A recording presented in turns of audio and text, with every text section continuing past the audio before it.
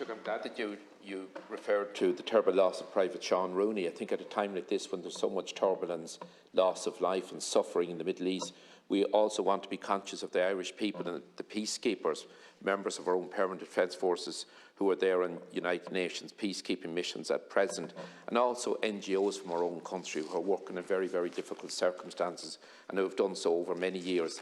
Taoiseach, I also welcome the fact that you had a brief opportunity to discuss with President Biden the need for the full implementation of the Good Friday Agreement, and also to refer to the desperate legislation put through both houses in Britain, the Troubles legislation.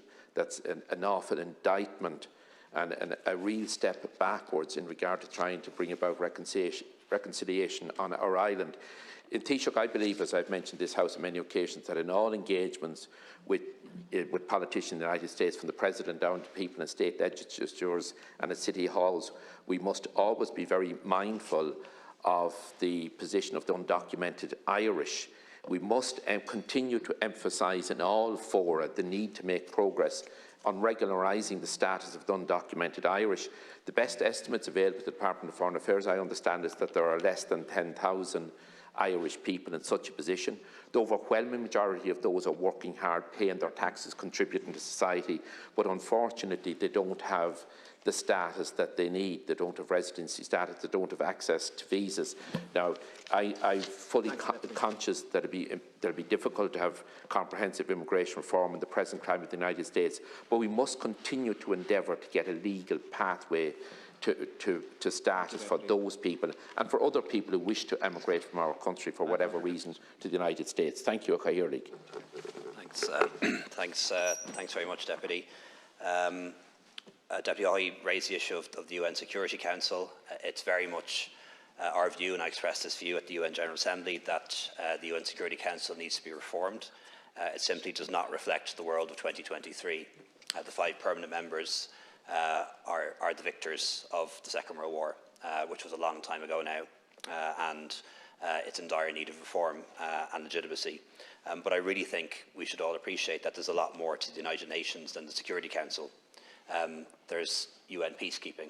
Does anyone doubt the value of operations like UNIFIL, which has at least allowed people in South Lebanon to lead a relatively normal life most of the time for the past few decades? I know we're very proud of the role that we've played in that operation. Look at the work of UNRWA, for example, in Gaza and the West Bank, caring for Palestinian refugees. That's the UN. Look at the World Health Organization and the work that organisation has done in fighting pandemics. So I think when people are critical of the UN, fair enough.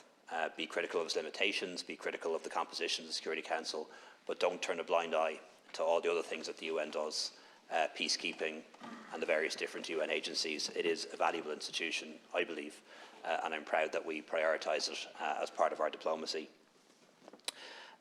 Deputy Murphy asked about my interaction with the European Union, so that's ongoing. Over the course of the weekend, while I was in Paris, my team and I were in touch with President Charles Michel to agree the joint statement that was released on Sunday, which I think was a balanced one.